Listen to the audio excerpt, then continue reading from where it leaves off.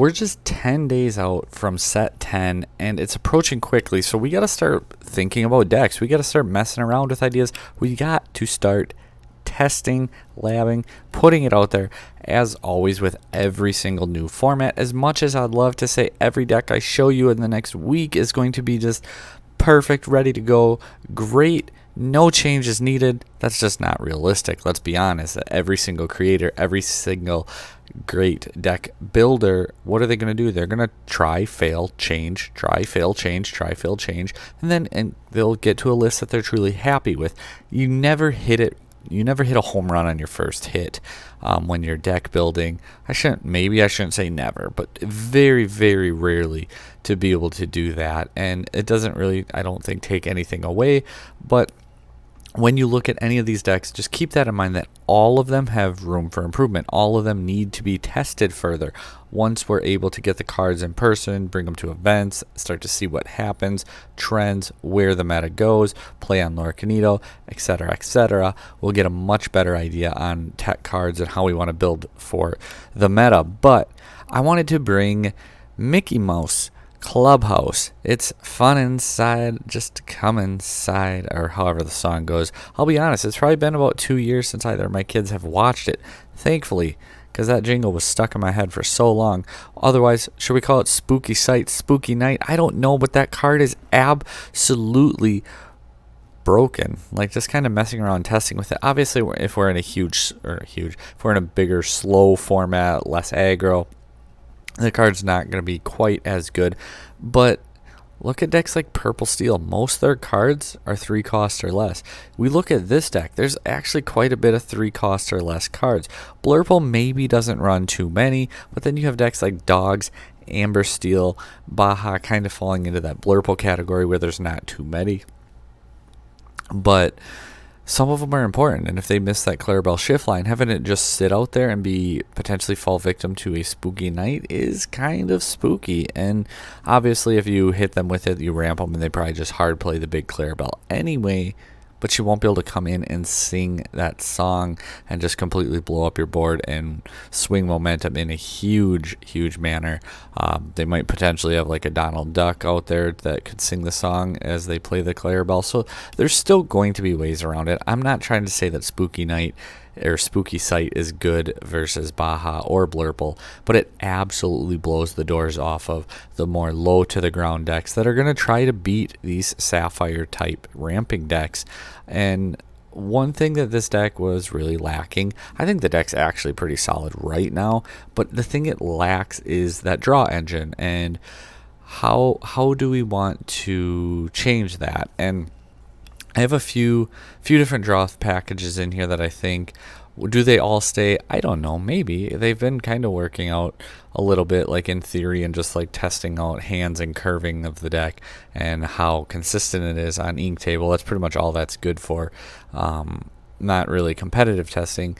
But in the 2-drop spot, just a couple Chichas, because Mickey Mouse, the detective that's getting reprinted in the set, fits with Chicha on curve to allow you to go to 4 ink on turn 3 still, while also being able to draw a card. So it's just a real nice net positive.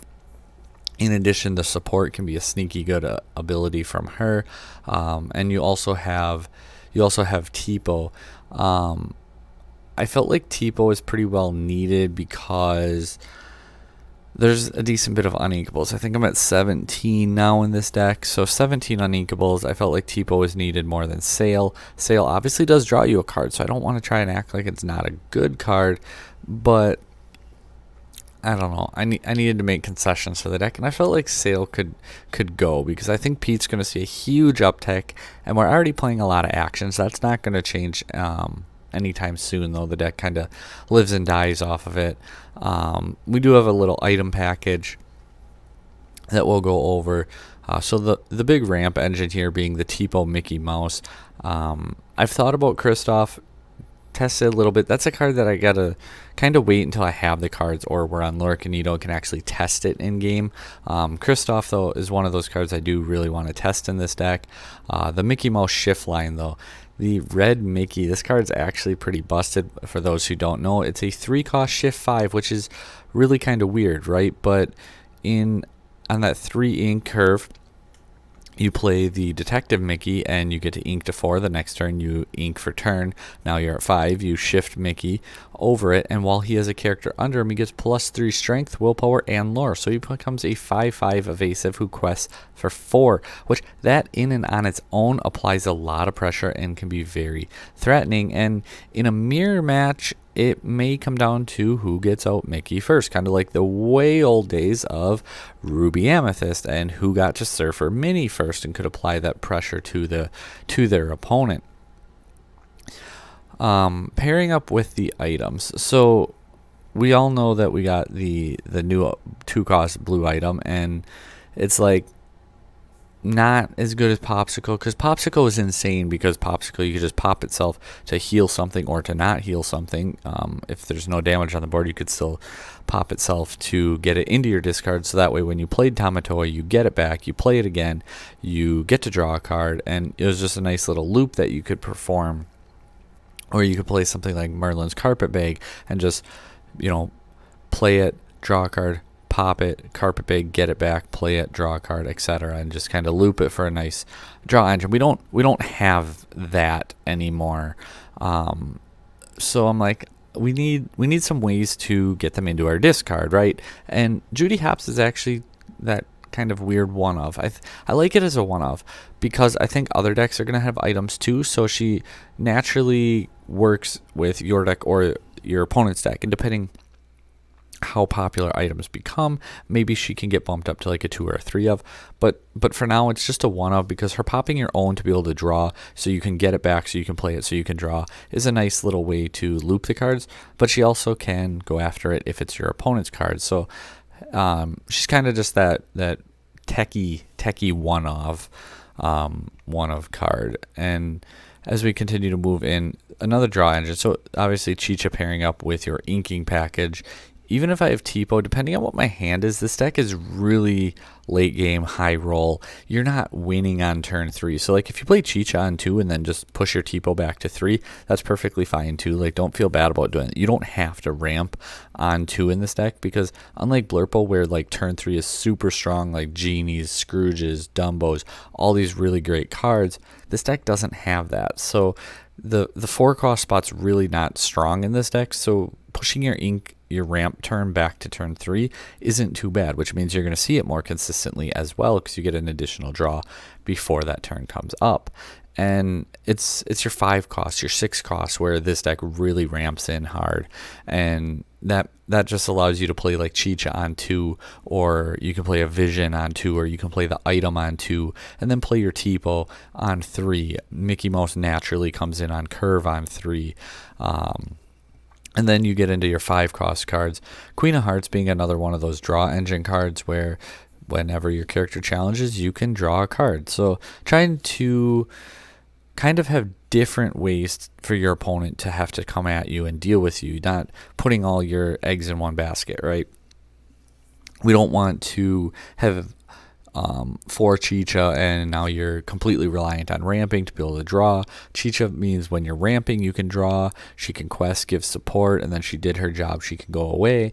Otherwise, like your Queen of Hearts, though, is another that mid game. So Chicha in the early game for draw, potentially an item or 2 in there for some draw. Judy Hopps if you have to, but she's more mid-late game. And as we transition into that mid-late game, you got Judy Hopps for your draw engine. You go into the Queen of Hearts more for your draw engine, and some other techie cards in the 5-drop spot. The Headless Horseman, I absolutely love the artwork of this card, but absolutely love the ability of the card too, because Mickey Mouse being an evasive when you shift is great, and it answers Genies, Elsas, Dumbos, all of that good stuff. The Headless Horseman also can answer your opponent's Genie, and maybe, just maybe, we go ahead and change some things around, putting in like the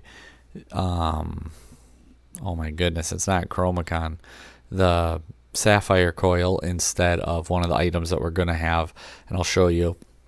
So that way when you have it, you can ink -2 like on a Dumbo, play the Headless Horseman, remove the Dumbo. That's probably going to be the right play, but again, it's one of those things that we need to wait until it can actually play it out and test it. And I want to test this other card out. But when we get to it, I'll tell you exactly which item it is that probably comes out for Sapphire Coil, just to make your Headless Horseman much, much stronger in as well, because then it also hit things like Elsa and Hades and just a bunch of these real powerhouse cards that your opponents might throw at you. Donald Duck for another ramp card in that 5-drop spot, also questing for 2, pretty nice there. And then we get to that heavy top end, like I said. So for Half Sharks, this deck is really backboned and built off of actions. You can see it, the count right there is at 12, which you're like, well, that's not that many. But they're so important in this deck, and being able to get them back and loop them and play them a bunch is really pivotal. So Maui Half Shark is super important in this deck. We've seen it go from like $25 up to $35 already. Should you get yours now? Wouldn't be a bad idea if you don't have them. How high do I think it's going to go? I don't know that this deck is going to be a tier 1 deck. If I had to pick right now, I'd put it as a tier 2 deck. I don't think it's going to be right at the top, but I think it's going to be a very strong deck to look out for. But yeah, I don't have this deck as a tier 1 deck. So I don't see Half Shark going really much higher than 40. It might peak back at 40. So a playset being 160 is definitely not cheap, but I don't see it going too much higher than that. And then Tamatoa.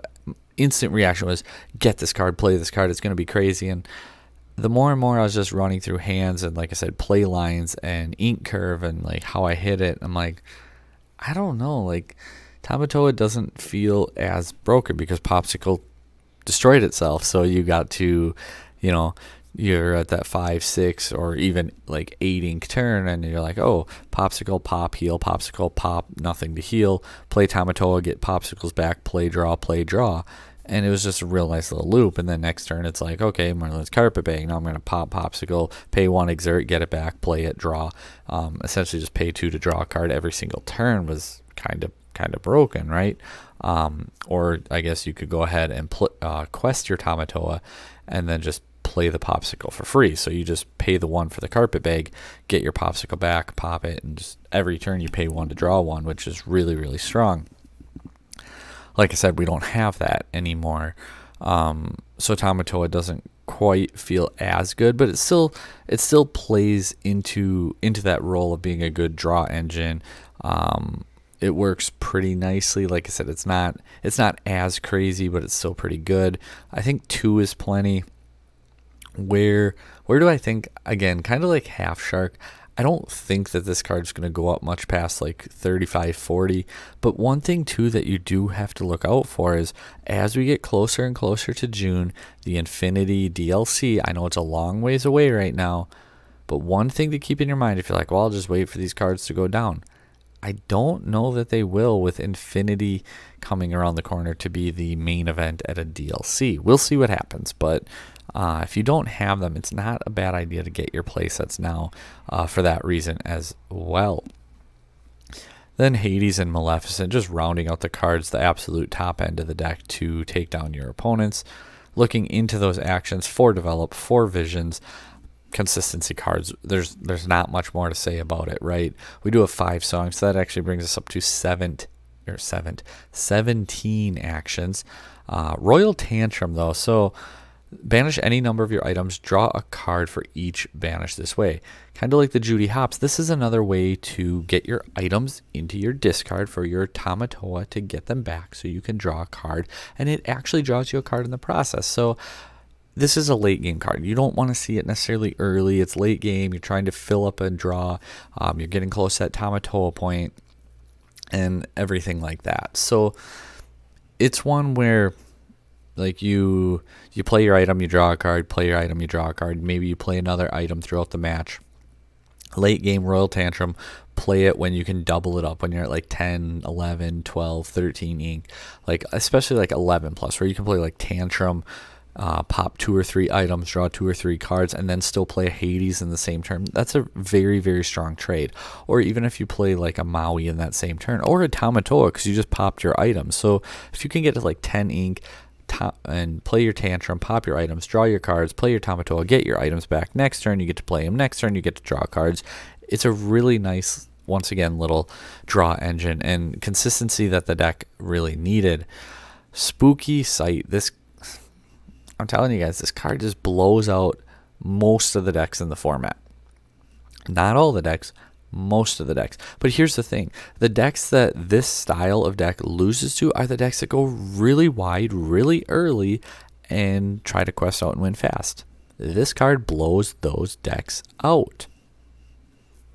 You know, it's kind of like B-Prep. Obviously, you could sing B-Prep, and there was times that you would sing B-Prep, for those who are like, yeah, but you would never do that. There was times you would sing it, and then you can build your board up that same exact turn, knowing you have like double Sisu in hand to just completely rock your opponent's world the following turn. But Spooky Sight, this card, like I said, I think it's going arguably the best card in the entire set. I'm super excited for it. Hades right up there as well. Goliath pretty good too. I had a whole set review video if you guys want to check it out. This set is, it's going to change the meta. Like, maybe the same decks are relatively at the top, but there's going to be a lot of new cards incorporated into all of these strategies. It's not going to be like, oh, I'm going to take like one or two cards. Like, oh, Dumbo makes it in, maybe Ursula, maybe not. Just give me the Dumbo and that's it. No, this next set is going to change deck building as we move forward. Those songs, the rest of the actions for Pirate's Life, just to close out the games, beat your opponent that way, get it done, taken care of, and then dig a little deeper, cut it down to one. Still a consistency card, but with so many different draw engines going on, it's a high cost uninkable. It felt good enough to cut it down, but this card is really good, especially like when you have like your items lined up, right? 2 or 3 items, and you can play it. You can dig for that spooky. You can dig for like Royal Tantrum. Something you can do is like grab one of your big blowouts, your Maui, your Tamatoa, your Hades, your Maleficent, and one of these actions, so that way you can build up consistency, build up your board, do all that good stuff. And sometimes you just hit like double Hades off of it, and it's like, okay, that's going to win me the game.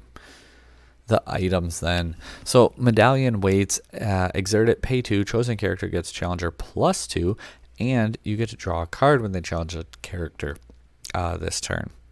Ink Runner, that's the one where you get to draw a card, but not just draw a card. You can exert it and pay 1 and give one of your characters alert. And for those who don't know, alert is the new ability, which essentially means evasive. The only reason it's not evasive is so it doesn't work in tandem with cards like Dumbo, but they can challenge into evasive characters. So all of a sudden your queens, your Headless Horsemans, your Maldragons, your Hades, all of these cards can start to challenge into Dumbos, into Genies, into these other threats that otherwise you might not be able to answer into them. Like I said, Medallion waits, another little pseudo draw engine with everything else going on. And then Mushu's Rocket. When you play it, you can give rush to a character, and you can also pay 2, banish this item, and chosen character gets rush. I want to test out Rocket and even Medallion waits. I think both of those are potentially cuttable. And like I said, maybe Sapphire Coil finds a place in here, just to make like the Headless Horseman much stronger. I don't see like Sisu finding a way in here, being uninkable. We're already high in the uninkable count. I think the Headless Horseman is just infinitely better, better statted.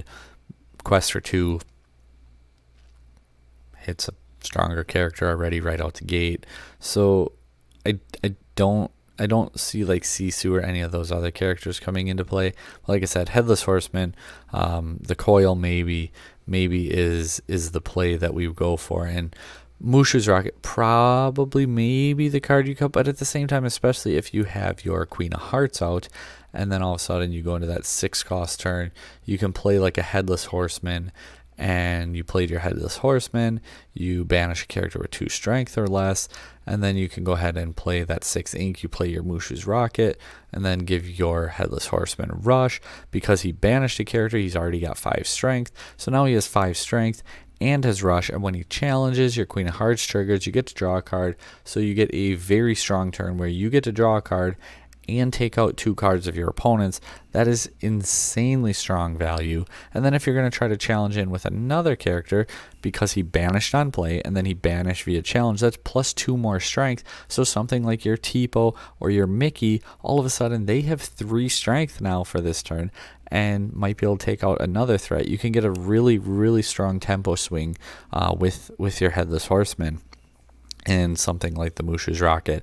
And that's why maybe Medallion Weights is the card that would come out for the Sapphire Coil. But like I said, a lot of this is just theory right now. It's ideas right now. It's different engines. It's which ones stick. It's which ones see success in real gameplay. Because like I said, Inktable is not real gameplay. It is amazing to see mulligans and like just consistently how you curve out of the deck.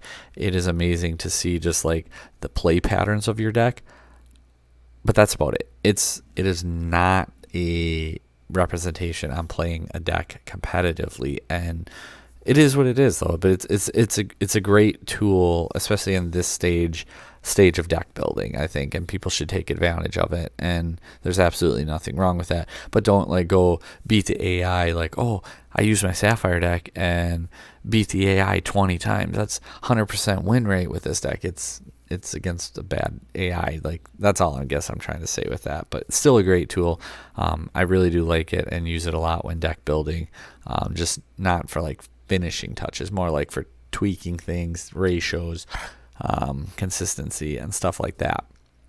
Let me know what you guys think though down below. I'm really excited for this deck. I think it's fun. It is back and forth. It is a deck that makes you think a whole lot, and I have a handful of other decks, and unfortunately, guys, there's going to be a lot of Sapphire decks coming out of this channel probably in the next week and a half. I'm just going to be honest with you. There's going to be a decent amount of Sapphire decks, a decent amount of Amethyst decks. Maybe, just maybe, we see an Amethyst Sapphire deck. Is that a thing? Is Blurple still? Yeah, it is. But anyway, guys, thanks for watching. As always, like, share, subscribe, comment down below. Take care.